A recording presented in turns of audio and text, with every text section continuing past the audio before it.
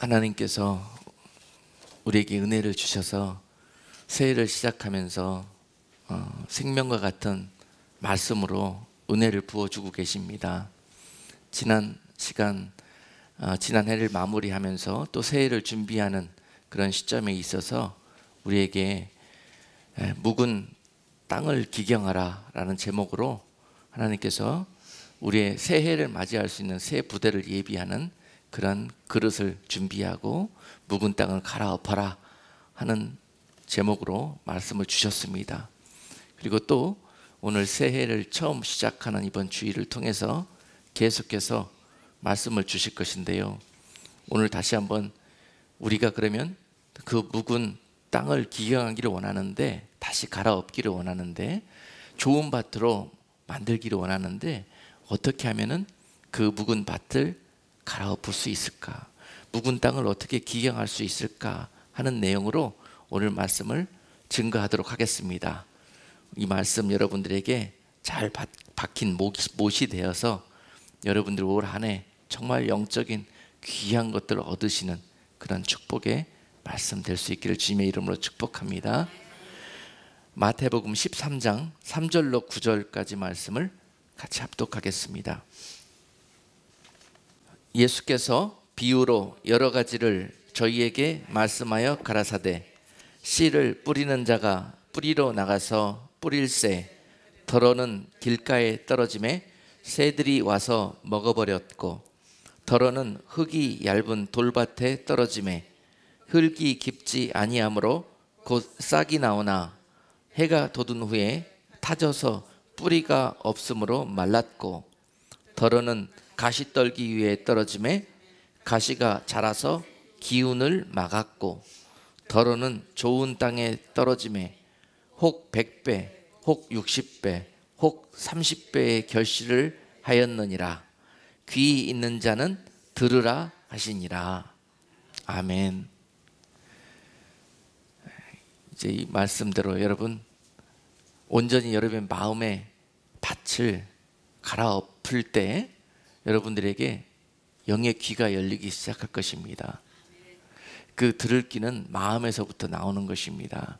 그동안의 마음이 다 너무 길가처럼 다져져 있어서 거기에서 어떠한 영적인 농사도 할 수도 없고, 또 어떠한 성령의 교감과 또 동행함도 있을 수가 없었던 우리들의 삶이 완전히 갈아엎어져서 이제 우리들의 마음 속에서 들을 수 있는 귀가 열리고 볼 수 있는 눈이 열림으로 말미암아서 올 한 해 엄청난 여러분들에게 영육간의 복된 일들이 있게 될 줄로 믿습니다. 오늘 이 말씀 아멘 하면서 여러분 갈급한 심령 되어서 받으시기를 주님의 이름으로 축복합니다. 지난 시간 메시지 증거하고 인터넷에 들어가서 한번 쭉 봤더니요, 누가 이렇게 해놨더라고요. 이렇게 곰곰이 생각해 봤습니다. 이 메시지가 조금 마음에 듣기 힘든 분도 계셨구나 라는 생각을 해봤습니다. 그러나 우리의 생명을 살리는 말씀은 우리의 어떤 육적인 부분에 어떤 자극이 될 수가 있습니다. 이것이 우리를 죽이려고 또는 우리에게 어떤 책망 이 목적으로 그렇게 하는 것이 아닙니다. 회개를 촉구하는 일들은 우리의 영혼이 잘 되고 영생의 복을 누리게 하든 그러한 길로 인도하기 위해서 잠시 그것이 우리 귀에 듣기에 부드럽지 않은 소리로 들릴 수도 있지만, 이것을 겸손히 아멘으로 받을 때 거기에서 하나님의 일들이 이루어지는 것입니다. 답이 없어요. 성경은 주제가, 제가 볼 때는 세상에서는 사랑이라 이렇게 말씀하시는데요, 제가 볼 때 성경의 주제는 겸손이고 성경의 주제는 순종인 것 같습니다. 저는 그 단어로 성경을 요약하고 싶어요. 순종이라는 열매가 결국 그 모든 것들을 다 포함하고 있습니다. 그래서 순종과 겸손의 옷을 입고 순종하는 자들에게는 엄청난 하나님의 은혜, 남들이 맛보지도 알지도 못하는 그러한 은혜를 누릴 수가 있게 되는 것입니다. 그리고 하나님은 우리를 그러한 사람으로 다듬어 가시고 그릇을 예비하시고 그런 후에 그곳에 부어주시기를 원하신다는 것입니다. 그래서 그 사실을 밝히 알고 늘 겸손한 마음으로 말씀 앞에 섰을 때 그런 은혜가 부어지는 것입니다. 그러면 이 시간에는 묵은 땅을 어떻게 기경할 것인가, 정말 중요한 내용입니다. 그 사실은 알아요. 이제 우리가 변화해야 되겠다, 다시 갈아엎어야 되겠다 하는 그런 감동과 결단은 나오지만 어떻게 그것을 해야 되는 것인가, 말씀에서 그 방법을 여러 곳에서 주님이 제시해 놓고 계십니다. 어떻게 하는 것이 굳은 마음의 밭을 새로 갈아엎고 좋은 땅으로 변화되는 것인가 하는 것입니다. 오늘 본문 속에서 그 비밀이 있습니다. 먼저 씨 뿌리는 비유를 통해서 예수님께서 그 비밀을 말씀해 주셨습니다. 이것은 비밀입니다. 그런데 이 비밀은 너희에게는 이것이 복이 되나 저희에게는 아무리 말해줘도 들을 귀가 없으므로 듣고 깨닫지도 못하고 순종할 수도 없다는 것입니다. 그것이 저주예요, 저주. 그러나 너희는 이 말씀을 듣고 이 비유 속에 있는 숨은 뜻을 너희가 밝히 깨달아서 그 말씀에 순종한다면 너에게 놀라운 일들이 벌어지게 될 것이라는 것입니다.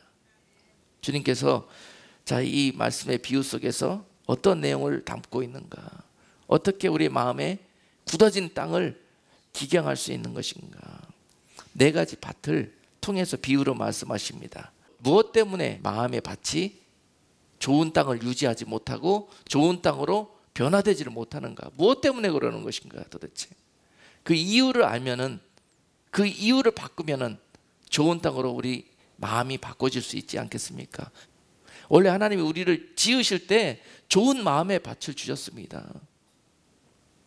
근데 그 마음이 우리가 이 세상 살면서 범죄함으로 말미암아서 오염되고 그 땅이 황무하게 되고 하나님의 은혜의 비를 받지 못함으로 말미암아 사막처럼 그렇게 메마른 땅으로 또는 굳어진 땅으로 그렇게 변해버리게 된 것입니다. 그런데 하나님이 우리의 이 황망한 처지를 아시고 은혜 베푸시기를 원하십니다. 그 땅이 다시 좋은 땅으로 갈아엎어져서 그 땅에 하나님이 우리 인생을 통해서 좋은 농사 짓기를 원하신다는 것입니다. 네 가지 마음의 밭이 있는데요, 길가와 돌밭과 또 가시떨기의 밭과 좋은 밭이 있습니다. 네 가지 밭이 있는데, 근데 어떻게 보면 이 네 가지 밭이 우리의 신앙에 성숙되어져 가는 그런 단계인 것처럼 보여집니다. 말하자면 전혀 하나님의 나라와 상관없이 이 세상에 세상 사람처럼 살던 우리가 그런 상태에서 우리의 마음은 마치 길가와 같은 밭입니다. 단단해져서 하나님의 말씀이 떨어져도 도대체 그 말씀이 그 땅에 심기어져서 싹이 날 생각도 없이 그냥 땅에 굴러다니다가 공중에 나는 새한테 먹혀버린다는 거예요, 그 말씀의 씨앗이. 그래서 우리에게는 아무것도 그 말씀으로 인해서 유익함이 있을 수가 없는 그런 상태의 마음을 길가와 같은 밭이라고 합니다. 이것은 마치 세상 사람에게 있는 마음 상태를 이야기하고요, 믿는다 할지라도 마치 양심이 굳어질 대로 굳어져서 더러워질 대로 더러워져서 도대체 말씀을 주셔서 은혜를 주셔도 그 말씀과 은혜가 어떠한 일도 우리를 통해서 할 수 없을 상태가 됐을 때 마치 길가와 같다고 그렇게 말씀하십니다. 그런 우리들을 이제 하나님이 어떤 상태로 자라는 길로 인도해 가시냐, 돌밭과 같은 마음이에요. 이 돌밭은 돌밭 위에 흙이 얕게 뿌려져 있는 상태에서 거기에 씨가 떨어진 상태를 비유하고 있습니다. 그래서 이 돌밭과 같은 상태는 조금이나마 우리 마음속에 말씀을 받을 수 있는 룸이 생긴 상태를 이야기합니다. 그래서 말씀이 거기에 씨앗이 떨어졌을 때 그 얕은 흙에 떨어져서 거기에 뿌리가 나려고 하는데 해가 돋아버린다는 거예요. 떼약볕이 내리친다는 겁니다. 그런데 뿌리가 견고하지 못하여서 그 뜨거움을 이겨내지 못하고 말라버린다는 거예요. 말씀은 받긴 받습니다. 듣긴 듣습니다. 은혜를 사모합니다.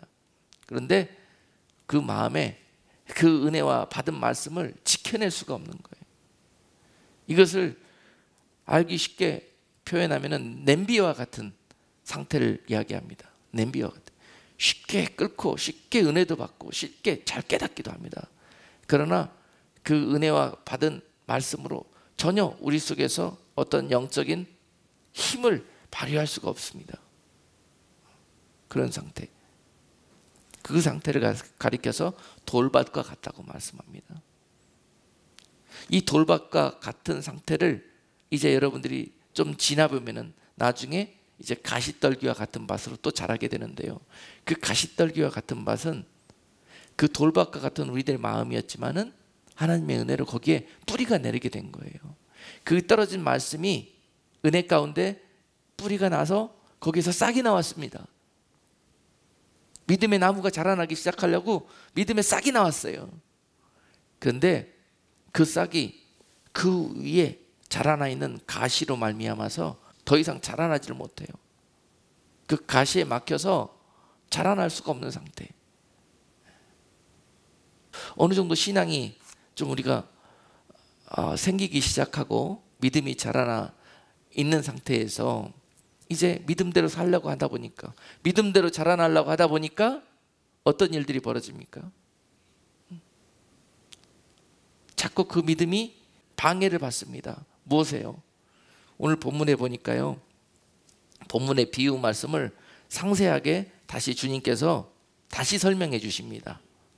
마태복음 13장 18절로 23절 말씀 다시 한번 우리가 읽어볼 텐데요. 이 밭에서 그들이 믿음이 자라나지 못하도록 막히게 되었던 이유가 무엇인가? 돌밭에서 그 뿌리가 나지 못하였고, 또 가시밭에서 그 믿음의 새싹이 자라나지 못했던 그 이유가 무엇인가를 설명해 주고 계십니다. 마태복음 13장 18절로 23절 말씀을 같이 읽겠습니다. 그런즉 씨 뿌리는 비유를 들으라. 아무나 천국 말씀을 듣고 깨닫지 못할 때는 악한 자가 와서 그 마음에 뿌리는 것을 빼앗나니 이는 곧 길가에 뿌리운 자요. 돌밭에 뿌리웠다는 것은 말씀을 듣고 즉시 기쁨으로 받되 그 속에 뿌리가 없어 잠시 견디다가 말씀을 인하여 환난이나 핍박이 일어나는 때에는 곧 넘어지는 자요. 가시떨기에 뿌리웠다는 것은 말씀을 들으나 세상의 염려와 재리의 유혹에 말씀이 막혀 결실치 못하는 자요. 좋은 땅에 뿌리웠다는 것은 말씀을 듣고 깨닫는 자니 결실하여 혹 100배, 혹 60배, 혹 30배가 되느니라 하시더라. 아멘. 왜 돌밭과 같은 마음을 가진 사람이 그 말씀이 막히게 되었습니까? 결국은 그 속에 단단한 것들로 인해서 뿌리가 내릴 수가 없었고, 뿌리가 없음으로 말미암아서 무엇 때문에 넘어지게 됐냐면은 환난이나 핍박을 만난다는 거예요. 말씀으로 살라고 딱 결단을 하고 나니까 그 다음에 바로 뭐가 닥치느냐? 떼약볕이 옵니다. 그 떼약볕은 환난이나 핍박을 의미합니다. 말씀으로 사는 데 있어서 엄청난 거침돌이와 방해가 나타났다는 뜻입니다. 자, 그것을 이겨내지 못하였다는 거예요. 이겨내기 위해서는 뿌리가 있어야 된다고 말씀하고 있습니다. 뿌리가. 그리고 가시떨기에 뿌리어서 결실치 못하였다는 의미는, 가시떨기는 바로 22절 말씀에 세상의 염려와 재리의 유혹에 말씀이 막혀서 자라지 못했다 그랬습니다. 세상의 염려와 재리의 유혹. 자, 염려 근심이 얼마나 우리에게 믿음의 결실을 하지 못하게 하는 것인지, 결국은 우리의 믿음의 뿌리가 어느 정도 자라나, 이제는 믿음이 어느 정도 성숙하여 가는 단계에서 무엇을 조심해야 되냐면요, 염려, 의심, 이것이 얼마나 믿음의 결실을 하는데 우리를 붙드는 가시떨기인지 모릅니다. 그리고 또 재리의 유혹이 우리를 가로막는다 그랬습니다. 재리의 유혹은 무엇입니까? 항상 뭐 하냐면요, 내게 이익이 되냐, 내게 이게 계산기 자꾸 두드려 가지고 손익 계산을 한단 말이에요. 그런 게 우리들의 마음속에 밭속에 오염된 상태에서 존재하고 있다는 거예요.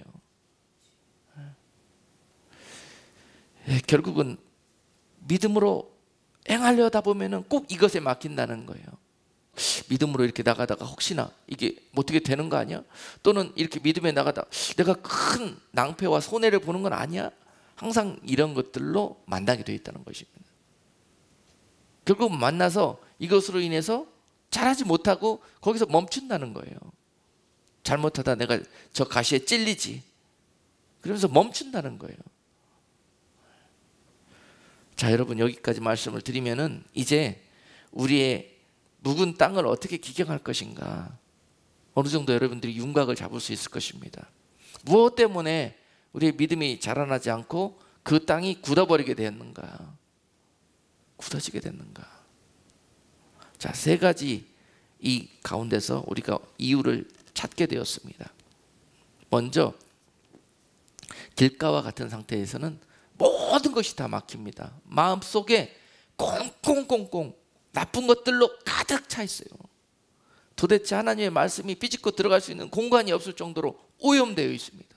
세상 것들로, 인간적인 것들로, 또 이 세상의 모든 것들을 쌓기 위한 것들로, 염려와 근심으로 오늘 말씀드린 모든 것들이 그 안에 엄청나게 포화 상태로 존재하고 있는 그런 마음이 바로 길가와 같은 마음입니다. 마치 영적으로는 양심에 화인 맞은 상태입니다. 아무리 하나님께서 회개할 수 있는 은혜를 주셔도 그가 이것을 받을 수가 없는 상태, 양심이 이미 완전히 시커멓게 이렇게 물들어 버린 상태. 얼마나 안타깝습니까? 그런데 세상에 이런 사람들이 있다고 합니다. 이 세상에 있는 모든 사람들이 이 네 종류의 마음을 가지고 있습니다. 이 네 종류의 마음을. 그런데 우리가 오늘 지난주 말씀하고 오늘 말씀하고 하는 그 내용이 뭐냐면요, 믿는 자 하는 자들에게 특별히 오늘 말씀을 주시는 것입니다. 즉 믿는 자 하면서 잘 안 믿어져서 애통하고 기도하고 간구하는 자들에게 주시는 메시지란 말입니다. 바로 오늘 이 네 가지 밭 중에서 길가와 같은 밭은 이제 알곡과 가라지에 비유해서 보면은요, 가라지입니다. 가라지. 그리고 돌밭과 같은 마음과 가시떨기와 같은 마음은 죽정입니다. 죽정이. 그리고 좋은 밭은 알곡입니다. 알곡.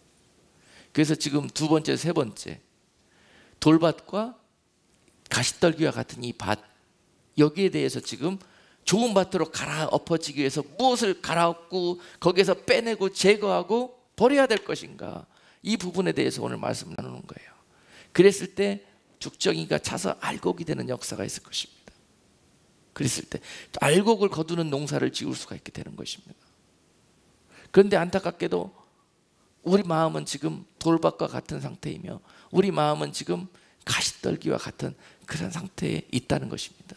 그 가운데서 우리가 무엇을 걷어내야 될 것인가. 여러분들에게 하나님께서 인간을 어떻게 지으셨는지, 그리고 어떻게 말씀대로 순종하며 결실하도록 그렇게 창조하셨는지를 살펴봐야 됩니다. 하나님이 우리를 지으실 때 여러분 잘 아시다시피 영과 육으로 지으셨잖아요. 흙을 빚어서 사람을 만드시고 거기에 생기를 불어넣으셔서 사람을 창조하셨지 않습니까? 그래서 흔히 사람이라는 존재가 2분법으로 돼 있다, 3분법으로 돼 있다, 많은 사람들이 그렇게 보고 있습니다. 2분법으로 되어 있다는 것은 흙으로부터 온 우리들의 육을 이야기하고 있고, 그 다음에 하나님이 불어넣은 생기로 되어 있다 그래서 영과 육으로 되어 있는 것을 2분법으로 보는 거 견해고요. 3분법은 이 육을 다시 한번 세분해서 생각합니다. 육은 몸과 혼으로 되어 있다. 육이 몸과 혼으로 되어 있다는 거예요. 그래서 육을 지으실 때 육 중에서 우리들의 팔, 다리, 몸의 지체들 만드시면서 또한 이 지체들을 움직이는 뭘 만드셨냐면은 혼을 만드셨다는 거예요. 이 혼은 대부분 이 생각, 뇌, 이 부분을 지으셨다는 의미로 볼 수가 있는 거예요. 그래서 이 혼의 부분은 육에 속해 있습니다. 육에 속해 있습니다. 영의 부분은 하나님이 불어주신 거예요. 하나님이. 이게 하나님께 속해 있는 부분입니다. 그래서 이 하나님께 속해 있는 부분은 이 원수 마귀가 절대 건드릴 수가 없습니다. 영은. 그런데 어디를 건드리느냐? 이 혼을 건드리는 거예요. 혼. 육신을 다스리고 컨트롤하고 있는 이 혼을 다스려서 이 육이 영으로 살지 못하고 혼으로 사게 이렇게 만드는 겁니다. 완전 육적인 사람으로 육으로 살면서 육의 열매를 맺도록 그렇게 만들도록 이 혼을 원수 마귀가 공격한다는 거예요. 이유는 뭐냐? 이 혼은 육에 속해 있기 때문에 그렇습니다. 공격받습니다. 이 혼은 언제 이렇게 더러워졌느냐? 에덴 동산 이후로부터 계속 이 혼이 사람이 육으로 살게 그렇게 미혹되고 속아져서 그것을 오염시키면서 사람들이 살았다는 거예요. 그러므로 우리가 지금 이렇게 영으로 믿음으로 살 수 없는 이유가 무엇인가? 혼과 육이 오염되어 있기 때문에 그렇습니다. 거기에 진리와 형극이 나 있고 엉겅퀴와 모든 황무지처럼 그렇게 잡풀들이 무성하게 나 있고 사막처럼 건조해 있기 때문에 거기서 어떤 식물도 자라날 수가 없다는 상태입니다. 그렇게 되어 있다는 거예요. 그래서 결국은 좋은 밭을 만든다는 것은 이 혼의 영역을 다시 하나님이 지어주신 깨끗한 상태로 복원하는 것, 바로 거기에 기가 있습니다. 아멘. 그 혼이 다스려질 때 육이 육으로 살지 않고 몸이 영으로 살게 되어 있습니다. 그래서 경건의 훈련을 비로소 할 수가 있다는 것이죠. 거룩하게 될 수 있는 능력과 힘이 거기서부터 나올 수 있다는 것이죠. 오염되고 더러워진 혼 상태로는 절대로 사람이 몸으로 거룩하게 정결하게 깨끗하게 살 수 없습니다. 육신대로 몸이 원하는 대로 그렇게 살게 되어 있습니다. 그래서 좋은 땅으로 갈아엎는 것이란 이 혼의 영역을 다시 깨끗하게 갈아엎어서 거기에서 필요 없는 것들, 우리의 믿음으로 살게 하지 못하고 우리에게 영으로 살지 못하게 하는 그 모든 것들을 제한해 저어내는 것, 갖다 버리는 것, 청소해내는 것, 바로 이것이 묵은 땅을 기경하는 것입니다.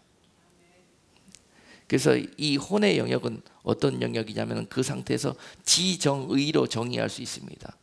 이 혼은 지, 즉 깨닫고 정, 어떤 감정을 통해서 또 살아가는데 필요한 모든 감정이 작동하는 곳이고 의, 생각하는 곳입니다.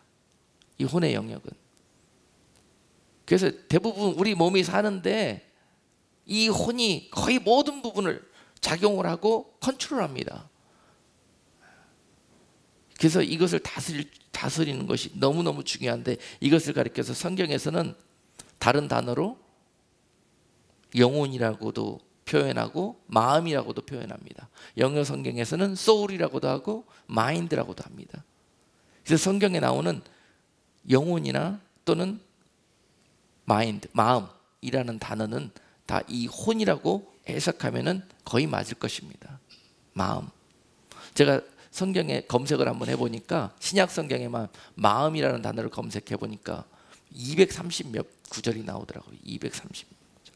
그래서 이 마음을 다스리는 것, 마음을 제어하고 마음을 관리하는 것에 대해서 성경에서 엄청나게 강조하고 계신다. 마음. 여기서부터 생명이 난다고 그러지 않습니까? 여기서부터 생명이 나요. 그래서 마태복음 12장 34절은요. 독사의 자식들아 너희는 악하니 어떻게 선한 말을 할 수 있느냐. 이는 마음에 가득한 것을 입으로 말함이라. 너희 마음에 오염되고 가득한 악독으로 그것이 입으로 나온다는 거예요. 마음. 이 마음은 바로 혼이라고 그랬습니다. 혼. 요한복음 13장 2절 말씀은요, 마귀가 벌써 시몬의 아들 가롯 유다의 마음에 예수를 팔려는 생각을 넣었더니 라고 기록되어 있어요. 가롯 유다가 예수를 팔 생각을 하게 된 것도 그 마음에 이 악한 부분이 있어서 그 마음, 즉 혼에 마귀가 생각을 집어넣었다는 거예요. 혼은 언제든지 성령도 혼을 사용하시고 마귀도 혼을 사용합니다. 이 혼이 누구의 지배를 받느냐, 누구한테 그 지배권을 내어주느냐, 아멘? 누구의 통치를 받느냐, 이것이 너무너무 중요하다고 그랬지 않습니까? 이게 구원이에요, 구원. 이 나를 다스리는 주체를 누구한테 드리느냐, 이것이 믿음이에요, 믿음. 그래서 로마서 10장 10절 말씀은 사람이 마음으로 믿어 의에 이르고 입으로 시인하여 구원에 이른다고 그랬습니다. 마음에 믿어져서 의에 이른다고 그랬어요. 마음으로 믿는 것입니다. 즉 혼이 하나님의 말씀을 전적으로 아멘하고 받아들일 때, 이것이 믿는 것이라고 그랬어요. 우리 심령을 관찰하시는 하나님께서 이것을 아신다고 그랬습니다. 그래서 마음을 관리하는 것, 그것이 너무 중요합니다. 마음. 즉 마태복음 5장 8절에서 이렇게 관리하는 자가 복이 있습니다. 마음이 청결한 자는 복이 있나니 저희가 하나님을 볼 것이요. 마음이 청결한 것이란 바로 이런 상태를 의미합니다. 마음이 청결한 자가 복이 있나니, 그 혼 속에 더러운 것 담지 않고 쓸데없는 감정의 그런 유의 속에서 주님이 싫어하는 것만 골라 혼 속에 많은 영역들을 마귀에게 내어줌으로 말미암아서 그 마귀의 어둠의 악한 열매들을 그곳에 너무나 많이 뿌려놓은 상태, 그런 상태예요. 그러나 이것이 없이 끝내 말씀으로 잘 지키고 그 마음을 청결하고 깨끗하게 관리한 자가 복이 있다는 거예요. 그에게 항상 영이 깨끗하여서 하나님이 그와 함께 하신다고 그랬습니다. 저희가 하나님을 볼 것이라고 그랬어요. 우리가 하나님과 왜 그렇게 가까이 있는 것처럼 느껴지지 않습니까? 왜 하나님이 우리가 호흡하는 것처럼 우리와 함께 하신다고 그랬는데 그것이 잘 느껴지지가 않습니까? 너무나 많은 것들이 우리 속에서 우리 마음 밭이 오염되어 있습니다. 이 혼이, 우리의 영이 하나님을 느끼는 거, 우리 하나님께 가는 것처럼 가야 되는데, 이 일을 도와야 되는데 방해하고 있는 거예요. 이제 깨달아지십니까? 우리에게 하나님이 혼을 주신 이유가 있어요. 너희 영이 나를 잘 찾아올 수 있도록 길라잡이로 이 혼의 영역을 주신 거란 말입니다. 우리의 몸이 하나님으로 인하여 늘 살 수 있도록 그렇게 우리의 혼이 그 역할을 해달라고 우리에게 그 기능을 부여해 주신 것입니다. 그런데 그것이 오염되어 있는 거예요. 그것이 미스워킹하고 있는 거예요. 잘못 작동되고 있는 거예요. 지금 제 기능으로 돌려놓는 것, 바로 이것이 마음을, 땅을 갈아엎는 것입니다. 기경하는 것입니다. 자, 여러분, 구체적으로 우리가 어떻게 땅을 갈아엎는가, 기경하는가에 대해서 지금 나누고 있는 거예요. 마음을 다스리는 것입니다. 마음을 다스리는 것. 이걸 다스리지 못하면은 즉시로 악한 자들이 와서 내 마음을 가지고 놉니다. 그리고 악한 일들을 거기에 심어놓고 뿌려놓고 결국 우리로 이것 때문에 망하게, 죽게, 심판받게 만들어 놓는다는 것이에요. 그래서 이 마음의 밭을 관리하는 것이란 너무너무 중요한데, 이 관리를 안 해서 나중에 마치 이 거울에서 자기의 모습을 볼 수 있어야 되는데 비추면은 너무 더러워져서 거울에 내 모습을 비쳤는데 내 모습이 거울에 보이지도 않아요. 이런 상태가 되었을 때 바로 길가와 같은 마음의 상태가 되는 것입니다. 길가. 빨리 닦고 빨리 갈아엎어야 되는 거예요. 그러므로 잠언 4장 23절 말씀은요, 무릇 지킬 만한 것보다 더욱 마음을 지켜라. 생명의 근원이 이에서 납니다. 생명이 여기에 달려있다는 것입니다. 생명이. 이 말씀이 얼마나 중요하고 얼마나 의미가 있는 것인지 오늘 다시 한번 깨달아지는 은혜가 있기를 주님의 이름으로 축복합니다. 마음을 다스리는 것. 이 마음을 다스리는 것. 그러므로 이 마음의 밭을 갈아엎어서 돌과 가시떨기를 제거하고 좋은 땅으로 마음을 기경하는 것이 너무 중요한데요. 그런 일들을 힘쓰라고 또한 데살로니가전서 5장 23절 말씀은 이와 같이 우리에게 권면하십니다. 평강의 하나님이 친히 너희로 온전히 거룩하게 하시고 또 너희 온 영과 혼과 몸이 우리 주 예수 그리스도 강림하실 때에 흠 없게 보존되기를 원하노라. 아멘. 이제 설명을 들으시고 이 말씀을 보니까 이해가 되시죠? 그리고 이 말씀을 어떻게 우리가 행동해야 될 것인지, 어떻게 행함이 있는 말씀으로 우리가 이 말씀을 순종해야 될 것인지 이해가 되시죠? 우리의 영과 혼과 몸이 온전하고 거룩하게 회복이 돼야 되는데, 우리의 영은 하나님이 주신 그 권세고 특권이에요. 마귀가 이것을 오염시킬 수가 없다니까요.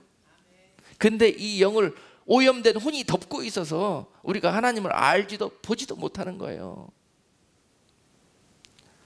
근데 이것은 핑계거리가 아니라고 말씀하십니다. 이것은 그날에 핑계할 수가 없다고 기록되어 있어요. 하나님이 우리를 지으실 때 로마서 1장 19절 말씀에서요, 이는 하나님을 알만한 것이 저희 속에 보임이라 하나님께서 이를 저희에게 보이셨느니라.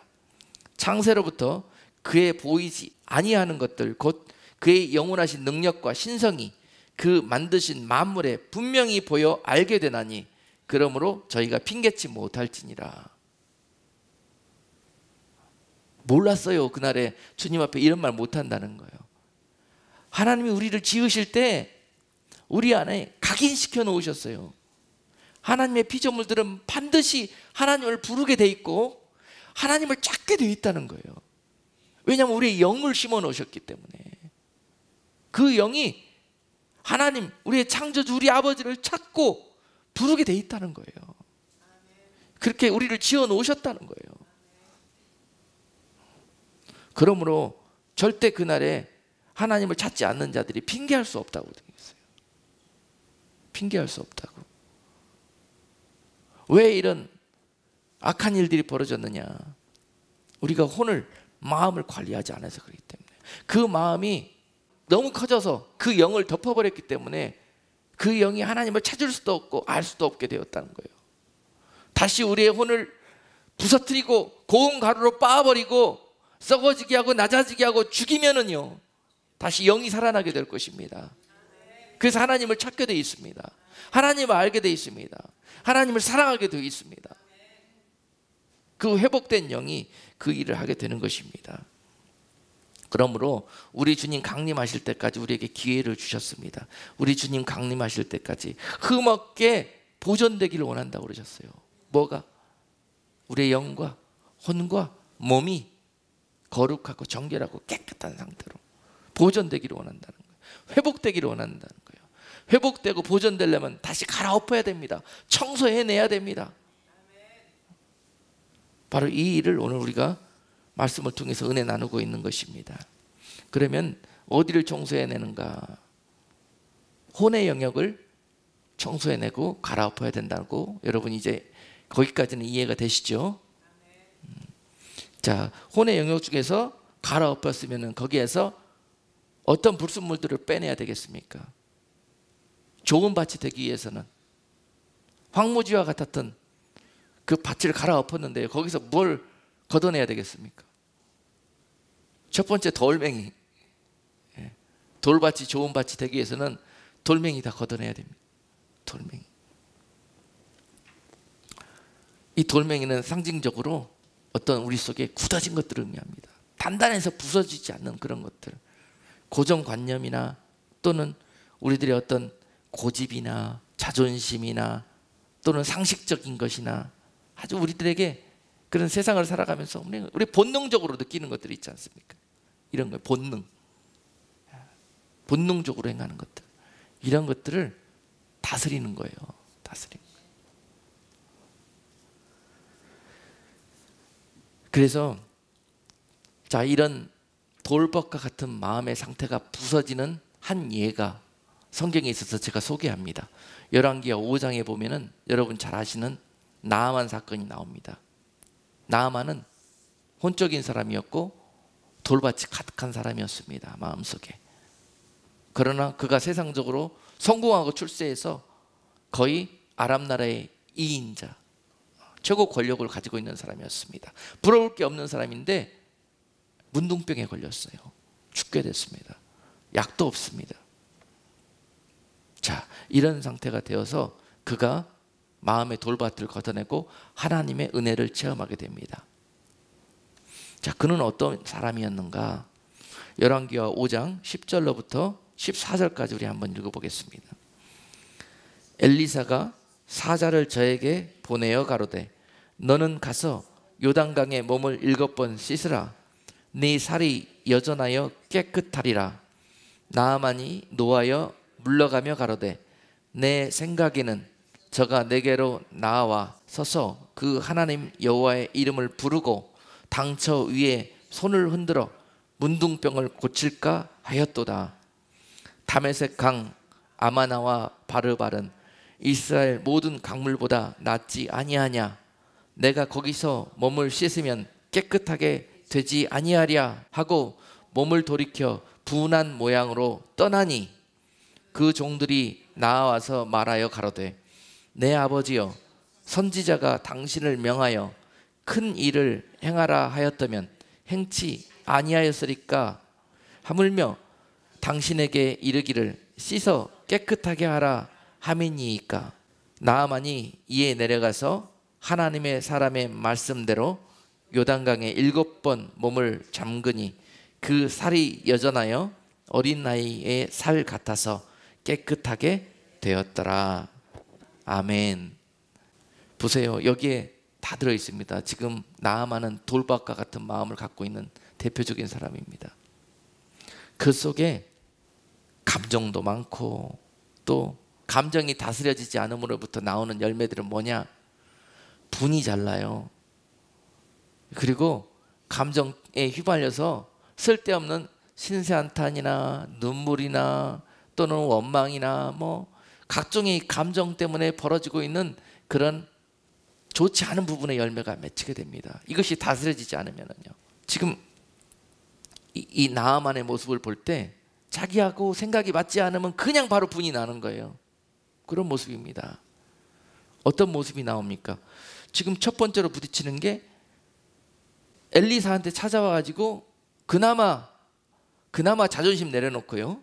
자존심 내려놓고 고쳐주시오 하고 찾아왔는데 엘리사가 나오지는 않고 엘리사가 사자, 즉 몸종을 보내가지고 그냥 대신 나아만한테 가서 저기 요단강에 가서 몸을 7번 씻어라. 그렇게 처방전을 주는 거예요. 그런데 나아만이 자기 생각에 전혀 받아들일 수가 없는 겁니다. 생각에. 자기 생각, 나아만이 가지고 있는 고정 생각이 있죠. 고정관념. 내가 여기까지 찾아왔으면은 당연히 너는 이렇게 나한테 해야 된다는 생각이 있습니다. 그대로 안 하면은 문제가 생기는 거죠. 자, 그가 가지고 있는 생각은 뭐였냐? 내가 여기까지 왔으면은 최고의 실력자가 왔는데 나한테 와서 절하고 일단은 예를 갖춰야 되고, 그리고 난 다음에 내가 알아듣기 쉽게, 내가 인정할 수 있게 처방전을 내라는 거예요. 세상적인 처방전을. 자, 요단강에 7번 들어가라. 나아만이 갖고 있는 상식은 요단강은 너무 더러워요. 자기가 볼 때 오염되고 세균투성인 것 같아요. 거기에 들어가면은 내 문둥병이 오히려 도질 것 같은 그런 생각이 들어요. 그것이 나아만이 갖고 있었던 생각입니다. 그런데 저자가 감히 천하의 나아만이 왔는데 나한테 나와 예를 갖추지도 안 하고, 그리고 나와서 한다는 말이 몸종을 보내가지고 저 더러운 오염된 물에 들어갔다 나오라고? 여기에 딱 걸린 겁니다. 그러고 난 다음에 감정이 딱 발동하죠. 내가 저자를 어떻게 해야 되겠다. 죽이고 싶겠죠. 그렇게 분이 나는 거예요. 막 혼의 영역이 정신없이 흔들립니다. 뭐 때문에? 내 생각 때문에. 내 생각 때문에. 야, 저 더러운 물에 들어가서 나올 것 같으면 내가 여기까지 왜 와? 우리 다메섹에는 저 요단강물보다 더 좋은 약수가 얼마든지 있어. 아르발과 두 강이 나오지요. 아마나와 바르발. 이 강으로 말할 것 같으면은 세계적인 유명한 약수 온천수야. 그런데 거기서 물에 들어가서 나올 것 같았으면 그 물에 씻고 났지. 내가 여기까지 뭐하러 왔느냐.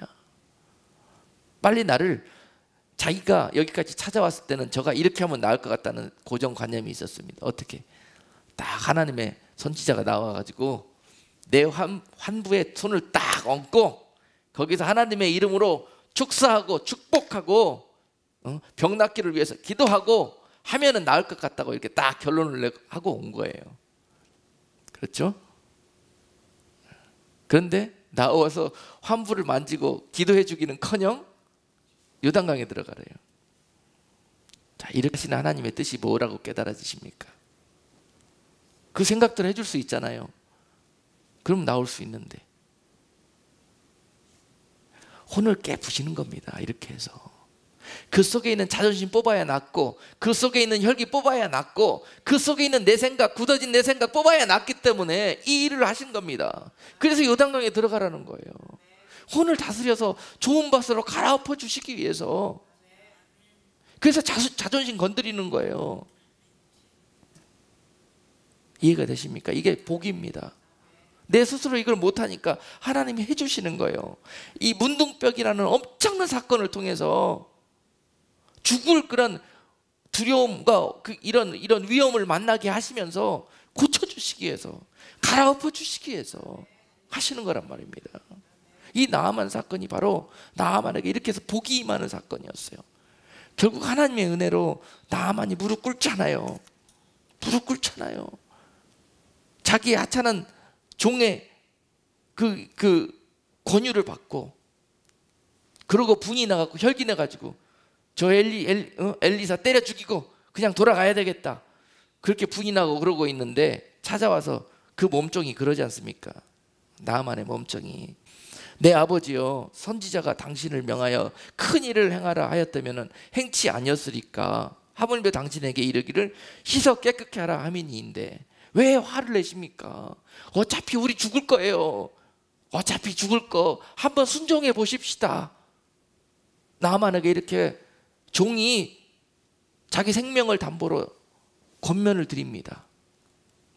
그런데 나아만이 이때 이렇게 분이 나고 혈기가 충천했는데 하나님의 은혜로 이 말씀이 들을 수 있는 귀가 열린 거예요. 말씀. 엄청난 쇼크였죠. 이때 되어지는 것입니다. 우리의 마음이 회복되는 거예요. 이걸 이겨내면 이게 회개입니다. 회개하지 못할 게 뭐가 있어요? 다 그 이유들을 우리를 회개시키고 우리에게 좋은 마음의 밭을 회복시키기 위해서 주시는 거란 말입니다. 우리에게 있는 모든 이런 엄청난 사건과 질병과 모든 이런 일들이 바로 하나님께서 우리를 다스리고 회복시키기 위해서 주시는 은혜라는 것입니다. 이렇게 받아들이는 자들에게 오늘 나아만이 그 문둥풍도 낫고 그 즉시 새하얗게 그렇게 변화해지는 놀라운 은혜를 체험하게 될 것입니다. 그렇게 해서 혼이 정결케 거룩하게 회복되는 거예요. 우리 스스로 어떻게 이 일을 할 수 있겠습니까? 우리 스스로 혼자 잘하고 스스로 하라고 놔두면은요, 우리는 만날 가가지고 울고 짜고 시험 들고 자존심 상하고 분나고 그렇게 살 수밖에 없어요. 우리 그 돌법과 같은 마음을 갈아엎고 그 안에 있는 돌을 빼내는 일이란 바로 이렇게 빼내는 것입니다. 우리 속에 있는 이 고정관념, 감정의 찌꺼기들, 자존심의 찌꺼기들, 상식적이고 이성적으로 행하려는, 말씀과 상관없이 사람의 법으로 살고자 하는 우리들의 혼의 영역들을 다스림받게 하는 거예요. 다스림받게. 그 다음에 그 마음에서, 혼에서 빼내야 될 것, 제거해서 버려야 될 것. 두 번째는 생활의 염려입니다. 생활의 염려. 누가복음 21장 34절 말씀 보시겠습니다. 너희는 스스로 조심하라. 그렇지 않으면 방탕함과 술 취함과 생활의 염려로 마음이 둔하여지고 뜻밖의 그날이 덫과 같이 너희에게 임하리라 라고 주님께서 말씀하셨어요. 너희가 혼을 다스리지 못하면, 혼을 다시 기경해서 좋은 마음의 밭으로 회복하지 못하면 너희가 그날에 이렇게 될 거라는 거예요. 방탕함이 찾아올 거게 될 것이고, 술 취함이 찾아오게 될 것이고, 생활의 염려가 찾아오게 될 것이라는 거예요. 그 결과로 왜 이런 일들이 찾아왔느냐? 그 마음이 둔하여졌기 때문에 그래요. 마음을 관리하지 못해서 쓰레기통 만들어 놨기 때문에 그렇습니다. 마음이 둔하여져서 결국은 뜻밖의 도적처럼 주님 오시는 그날에 재앙을 만나게 될 거라는 거예요. 여러분, 마음을 다스리지 못하면 그 안에 무엇이 자리하게 된다고요? 방탕함과 술 취함과 생활의 염려가 자리하게 될 것이라. 조심해라, 조심해라. 첫 번째, 방탕함은 누구에게 찾아옵니까? 방탕함은 마음이 부요한 자에게 찾아옵니다. 마음이 부자인 자. 마음이. 심령이 가난한 자가 되라고 그랬지요, 성경은. 근데 마음이 부한 자예요, 부한 자. 주님이고 뭐고 다 필요 없어. 나는 이미 부자야. 라우디게아 교회처럼 말이죠. 부족함이 없어, 나는. 이렇게 생각하고 있는 사람들. 그래서 주님 신앙생활 하는 것도 이건 뭐 그냥 뭐 내 복 지키려고 하는 거, 또는 뭐 이런 뭐 그렇죠. 종교생활 하러 그냥 나오는 거예요. 필요한 게 없기 때문에. 그래서 가진 자들은 방탕함에 빠질 거라는 거예요. 방탕함에. 술 취하면 누가 빠지게 되느냐? 방탕함은 각종의 가진 것들로 문란한 생활을 하게 된다는 것입니다. 그것이 방탕입니다. 술 취한 건 뭐냐? 술 취한 거는, 술 취함에 빠지는 자들은 누구냐? 대부분 지식 있는 자들이 술 취하게 됩니다. 안다 하는 자들, 지식으로 지위가 발달된 사람들,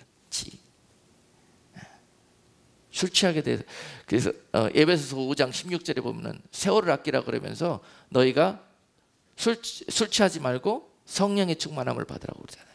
성령의 충만함. 성령의 충만을 받아야 되는데 술 취했어. 술 취한 것은 내 생각과 사람에 취한 거예요. 성령의 충만함은 성령으로 술 취한 거예요. 뭔가 취하긴 취했는데 성령으로 취하면은 성령 충만이고요. 인간적인 것들로 술 취하면은 이게 바로 방탕한 것이라고 하네요. 그래서 인간적으로 취했다는 것은 내 생각에 취한 것이 많습니다. 내 지식, 내가 알고 있는 것, 이것들로 취해가지고 아무리 성령님이 오셔서 내 마음속에 오셔서 나를 다스리고 핸들링 하려고 해도 되지가 않아요. 술 취한 사람입니다. 술 취한 사람. 지 멋대로 전봇대에다 일 보고 싶으면 일 보고 지 멋대로 술 취한 사람 모습 보셨잖아요.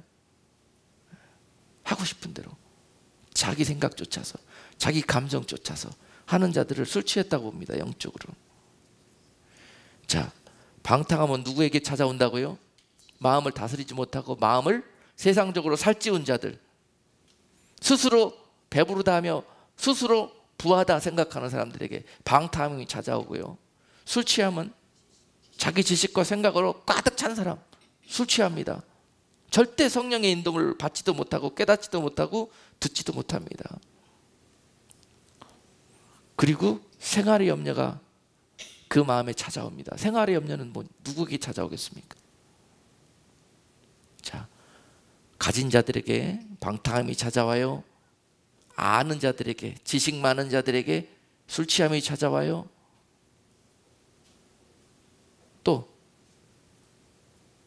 없는 자들, 가난한 자들, 비난 자들에게는 뭐가 찾아와요? 생활의 염려가 찾아옵니다. 생활의 염려가. 다 마음을 다스리지 못하면 이것들에게 다 먹혀요. 이것들이 뿌려져서 엄청나게 잡초가 번성하듯이 그렇게 우리의 마음을 장악해버려서 도대체 영으로 살 수 없게 만들어버린단 말입니다. 자, 이것들을 허락하지 말라는 거예요. 이것들을 막아내라는 거예요. 술 취함과 방탕함과 생활의 염려를. 생활의 염려는 무엇입니까? 생활의 염려는 우리 알아듣기 쉬운 말로 돈 걱정입니다. 돈 걱정. 없으니까. 날마다 돈 걱정이에요. 돈 걱정. 모든 거 갖고 계시는 주님은 어디 가시고 맨날 돈 걱정. 미국 생활이 그러잖아요. 날마다 빌빌. 항상 버짓은 부족하고. 이러니 생활의 염려에 빠질 수밖에 없습니다. 당연한 거예요. 근데 이걸 이길 수 있는 힘을 주셨단 말입니다. 주님 안에 온갖 우리가 보아와 모든 것 지식이 다 안에 있다고 말로는 그렇게 하면서 우리의 마음은 그걸 믿지 않는 거예요. 그러니까 걱정하고 생활에 염려하는 거예요. 그러니까 이런 거 하는 것 자체가요, 이것이 믿음이 없는 증거가 되는 거고요, 이것이 죄가 되는 겁니다. 그날에 이런 것들로 심판받는 거예요, 여러분.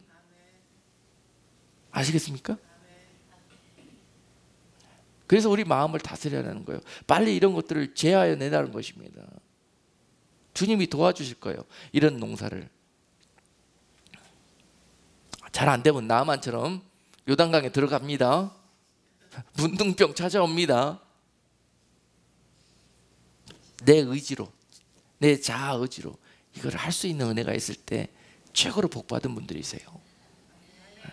고집이 안 세야 돼요. 자존심이 안 세야 돼요. 그래서 그런 분들이 이걸 할 수 있어요.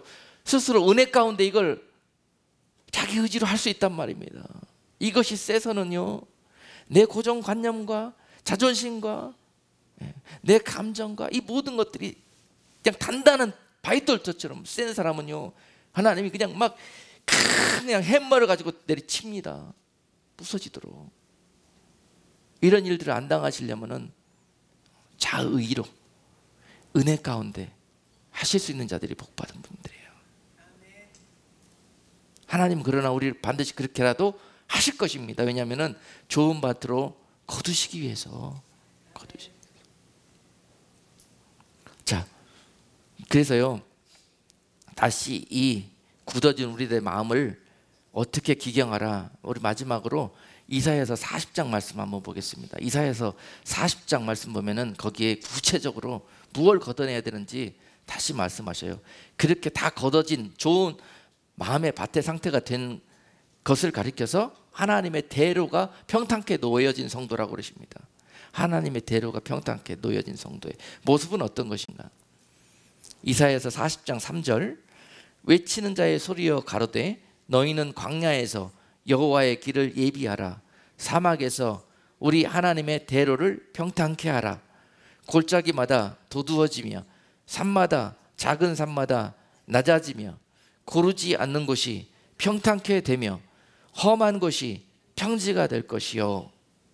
아멘. 자, 황무지와 같은 사막과 같은 우리들의 마음의 밭을 어떻게 기경하고 어떻게 청결하게 할 것인가? 첫 번째로는 골짜기를 돋으라고 그러십니다. 골짜기를 돋아라. 골짜기는 무엇인가? 골짜기는 움푹 패인 곳 아닙니까? 제일 낮은 곳 아닙니까? 돋아내라는 거예요. 거기를 메꾸라는 것입니다. 뭘로? 하나님의 은혜로, 하나님의 말씀으로, 하여튼 각종의 좋은 것들로 갖다 메꾸라는 거예요. 메꿔라. 뭐 할래 도대체? 신앙생활이 그런 거다. 그런 거다. 내가 너희에게 메꿀 수 있는 재료를 나눠주겠다. 그게 은혜입니다. 그게 은혜.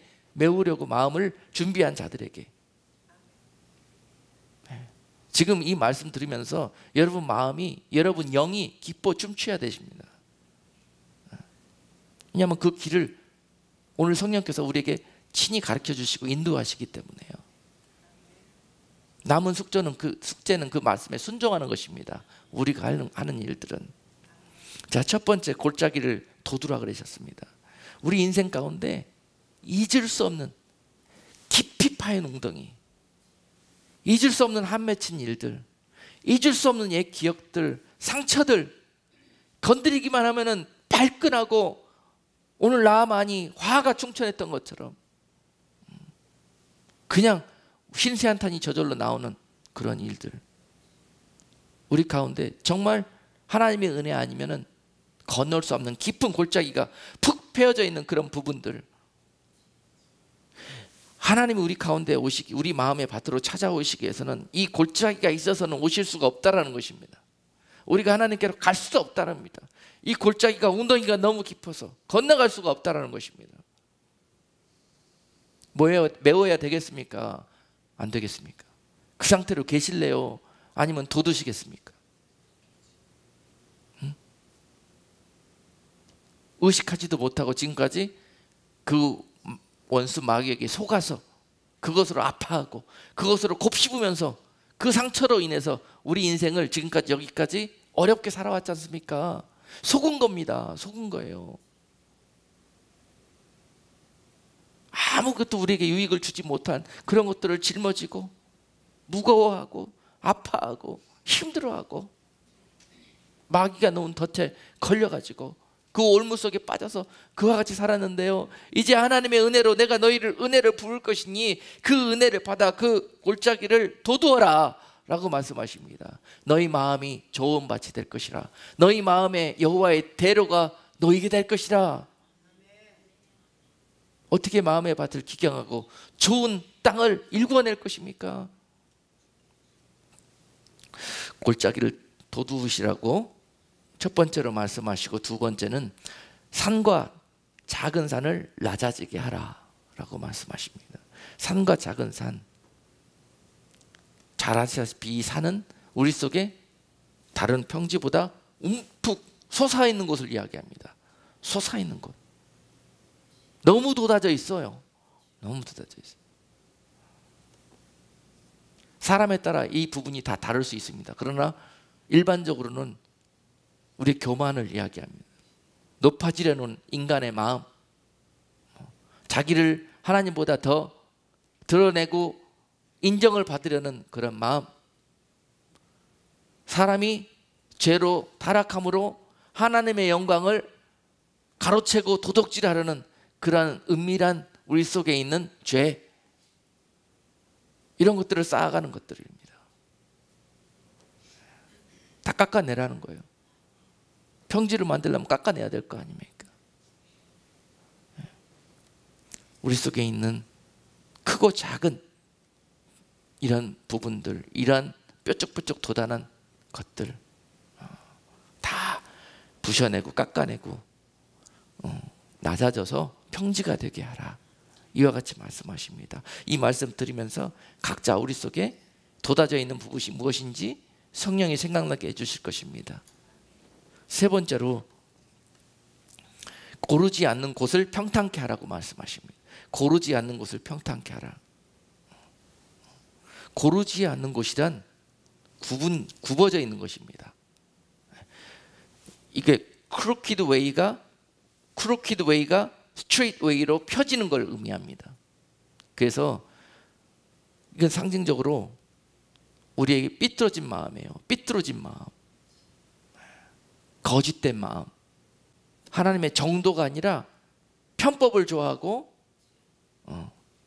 항상 사람의 방법에 옳게 생각되는 길을 쫓아가려고 했던 거, 하나님이 가라고 했던 그 길로 가면은 우리 생각에, 우리 마음에 굉장히 좀 계산이 되고 손해볼 것 같고 더 느릴 것 같고 그렇다는 거예요. 그래서 내가 생각하기에 빨라 보이는 길로, 지름길로 막 가려고 하고 편법을 쓰려고 하고 거짓된 방법을 사용하려고 하고 하는 그런 것들이 오늘 고르지 않는 마음이라고 합니다. 고르지 않는 마음, 굽어져 있는 마음, 이것을 펴라는 거예요. 펴라는 거, 평탄케 하라는 것입니다. 크로키드 웨이가 스트레이트 웨이가 되게 하라.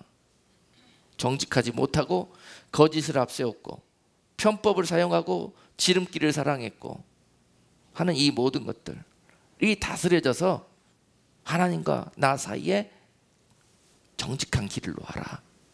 아멘. 그래서 에베소서 5장 9절 말씀은요, 빛의 열매는 모든 착함과 의로움과 진실함에 있다고 그랬습니다. 빛의 열매는 모든 착함과 의로움과 진실함에 있다고 그랬습니다. 마음이 정결하고 깨끗하게 된 성도들의 그런 모습은요, 그 마음에서 나오는 그 빛의 모습은요 어떤 것이냐면은 착하다는 거예요. 착해요. 하나님의 사람들은 착합니다. 착해요. 우리 착한 사람 옆에 가보기만 하면 느끼지 않습니까? 어머, 이 사람은 왜 이렇게 착해? 왜 이렇게 순수해? 어린 나이 같아. 어떻게 나이가 들어가면 들어갈수록 우리들의 마음밭은 더 굳어지고 굳어져서 안 착해져요. 안 착해져. 이 착한 모습이 회복돼야 됩니다. 의로운 모습은 말씀에 순종하면서 말씀 따라가는 모습이에요. 옳은 것을 고르는 거예요. 거짓과 왜곡된 것을 사랑하지 않고 정직하고 깨끗하고 좋은 것을 사랑하는 거예요. 하나님께서 옳다 하시는 것들을 사랑하고 순종하는 그런 중심이에요. 그런 의로운 모습이 마음이 기경된 사람들에게 나타난다는 것입니다. 그리고 또한 진실되어서 이 마음이 깨끗하게 청결하게 회복된 사람들 옆에만 가면은요, 그냥 하나님의 은혜가 느껴집니다. 이런 빛에 속한 자녀들, 그들과 함께 하는 모든 시간과 이런 모든 공간은요, 마치 하나님을 경험하는 것 같아요. 기분이 좋고 행복하고 그렇습니다. 그래서 우리 마음이 깨끗하게 회복된 성도들은 바로 어떻습니까? 다음 시간에 증거할 건데요, 그 안에 하나님의 나라가 임합니다. 그 안에 하나님의 나라가 회복됩니다. 하나님의 통치와 하나님의 능력과 하나님의 권세가 부어지기 시작합니다. 그래서 이 일을 하자는 거예요. 이 일을 하면은 그 은혜가, 그 권세가 회복됩니다. 그리고 네 번째로 험한 곳이 평지가 되게 하라고 그랬습니다. 험한 곳이 평지가 되게 하라는 것은 loved place가 스무드 플레이스가 되게 하라. 그 길이 우둘투둘 골짜기는 도드라진 것은 크고 작은 산은 없지만 그래도 마이크로하게 너무 우둘투둘 그래요. 비포장도로와 같아요. 그런 것이 포장도로처럼 매끄럽게 그렇게 다듬어지라는 것입니다. 마치 우리 속에 저 바다의 파도가 쉼없이 크고 작게 치는 것처럼요, 우리 마음속에 그렇게 우리 크고 작게 그 잔잔한 파도처럼 우리 마음을 요동질 치는 것이 있습니다. 그것이 바로 염려와 근심입니다. 염려와 근심. 눈만 떴다 그러면 바로 시작되는 것이 하루 일과가 염려로 시작합니다. 아유, 오늘 뭐 해야 되는데, 아이고, 오늘 뭐는 이 세상에서 바람이 있는 한 반드시 바닷가에 잔잔한 파도와 풍랑은 일기 마련입니다. 그런 것처럼 우리가 이 세상 살아갈 때 이러한 크고 작은 염려가 없을 수가 없는데요, 이것을 다스리라는 거예요. 다스리라는 것입니다. 마태복음 6장 27절은 너희 중에 누가 염려함으로 그 키를 한 자나 더할 수 있느냐. 31절 말씀은 그러므로 염려하여 이르기를 무엇을 먹을까, 무엇을 마실까, 무엇을 입을까 하지 말아라. 자, 여러분, 염려 때문에 결국은 각종의 우리에게 주시고자 하시는 것들을 우리가 누릴 수 없다는 것입니다. 염려와 또한 더불어서 의심은 하나님이 그 자녀들에게 주시고자 하시는 모든 약속을 가로막는 악한 것입니다. 태도 안 나게 우리 마음속에 존재하면서 그것들을 다 가로막고 있어요. 하늘로부터 오는 각종의 좋은 것들을 다 가로막고 있는 존재가 바로 이 염려와 의심과 근심입니다. 그러므로 마가복음 11장 23절 말씀은요, 내가 진실로 너희에게 이르노니 누구든지 이 산더러 들리어 바다에 던지우라 하며 그 말하는 것이 이룰 줄 믿고 마음에 의심치 아니하면 그대로 되리라 라고 말씀하셔요. 여기에 힘을 줘서 우리 읽어보세요. 마음에 의심치 아니하면 그대로 되리라는 거예요. 믿고는 싶어요. 믿고는 싶어. 그런데 믿을 수가 없어요. 도대체 우리 속에, 마음속에 있는 이 아까 지금까지 공부한 내용들 있지 않습니까? 아니, 상식적으로 어떻게 이 산을 들어서 바다에 던지려 하면 그렇게 될 수가 있어. 딱 고정관념이 막습니다. 막아요. 하나님의 말씀이 그렇다면은 그런 것입니다 하는 이 고백이 있는 자들만이, 마음에 이것을 준비한 자들만이 이걸 의심하지 않을 수가 있습니다. 그러면은 그때 그에게 이 역사가 나타나는 거예요. 이 기적이 나타나는 거예요. 기적은 염려와 의심이 없는 자들에게 나타납니다. 염려와 의심이 없는 자들에게. 그래서 염려와 의심을 제하기 위해서 절대적인 상황을 만들어 버리시는 거예요. 나아만처럼. 어차피 죽을 건데 뭐 이런 방법으로 의심하지 못하도록 그렇게 상황을 연출해 가십니다. 또한 마지막으로 우리의 마음속에 반드시 제한해야 될 것, 원망과 불평입니다. 원망과 불평. 각종의 좋은 것을 못 받게 하면서 결국은 그것으로 인해서 우리 가운데 쌓인 그 죄의 열매가 우리가 40일 고통당하면 될 걸 40년 고통하게 만들어버렸답니다. 민수기 14장에서 그와 같이 그랬지 않습니까? 1절로 3절에서 이스라엘 백성들에게 이런 일들이 있었습니다. 온 회중이 소리를 높여 부르짖으며 밤새도록 백성이 곡하였더라. 이스라엘 자손이 다 모세와 아론을 원망하여 온 회중이 그들에게 이르되 우리가 애굽 땅에서 죽었거나 이 광야에서 죽었다면 좋았을 것을 어찌하여 여호와가 우리를 그 땅으로 인도하여 칼에 망하게 하려 하는고 우리 처자가 사로잡히리니 애굽으로 돌아가는 것이 낫지 아니하랴. 가나안 땅을 정탐하고 돌아온 12 정탐꾼들이 쓴 그 배드 리포트, 그 땅에 들어가면 우리는 메뚜기 같아서 그곳에 거하는 거민들에게 다 죽임을 당할 것이다. 그런 악한 보고서를 듣고 그 백성들이 하나님을 원망하기 시작합니다. 결국 우리를 이 땅에 불러서 다 죽이게 하시려고 여기까지 인도하였는가. 결국은요, 그러면서 밤새도록 통곡했다 그랬습니다. 그리고 그 다음에 통곡하고 난 다음에 한 일은 뭡니까? 원망하는 겁니다. 원망하는 거예요. 모세와 아론을 원망하고 하나님을 원망하고 차라리 여기서 죽을 거면은 애굽으로 돌아가자, 이와 같은 결론에 이르게 됩니다. 이것으로 인해서 그들은 40일 동안 있었던 것을 곱해가지고 40년 동안 광야에서 유리방황하는 그런 징벌을 당하게 됩니다. 원망과 불평, 이것이 결국은 우리에게 상급은커녕 엄청난 이 땅에서 죄값을 치르게 하는 일이 오게 되는 것입니다. 이 원망과 불평을 하는 이유가 뭡니까? 우리 마음속에 있는, 이 혼 속에 있는 감정을 다스리지 못해서, 우리의 고정관념을 다스리지 못해서, 우리의 상식적인 영역, 이런 모든 혼에서 우리를 붙들고 있는 이 자갈과 돋부리와 가시떨기와 같은 그러한 영역들을 다스리지 못해서 결국은 이와 같은 징벌을 당하게 되는 것입니다. 여러분, 이것이 절대 무심코 웃고 넘길 일이 아닙니다. 우리를 망하게 하는 주범이고 우리를 영원히 영벌에 처하게 하는 그런 원수 마귀의 계계이며 우리에게 놓은 덫입니다. 이것을 우리가 결단하시고 하나님의 은혜로 우리가 이것을 우리 마음속에서 제하려고, 우리가 아프고 힘들더라도 이것을 갈아엎고 손이 피가 날지라도 이것을 뽑아서 갖다 버리려고 노력하고 기도할 때 성령님이 도와주실 것입니다. 반드시 여러분들의 삶과 심령을 좋은 마음의 밭으로 갈아엎어서 이후로 그 밭에 하나님이 각종의 좋은 것들을 심어 30배로 60배로 100배로 결실해서 여러분들을 통해서 영광 받으시고 축복하기를 원하십니다. 그러기 위해서 갈아엎으라는 거예요.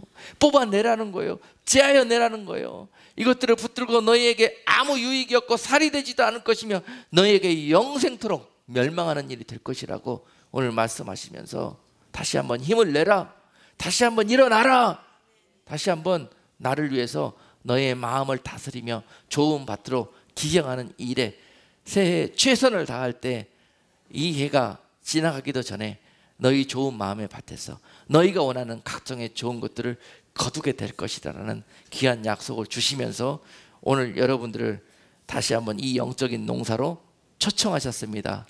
오늘 주신 이 말씀 잘 듣고 또 듣고 새겨 들으셔서 한 해 동안 귀한 농사, 마음의 밭에 여러분 좋은 밭으로 갈아엎어지는 그런 농사 밭을 준비하셔서 좋은 결실 이루시는 여러분 모두가 되시기를 주님의 이름으로 축복합니다.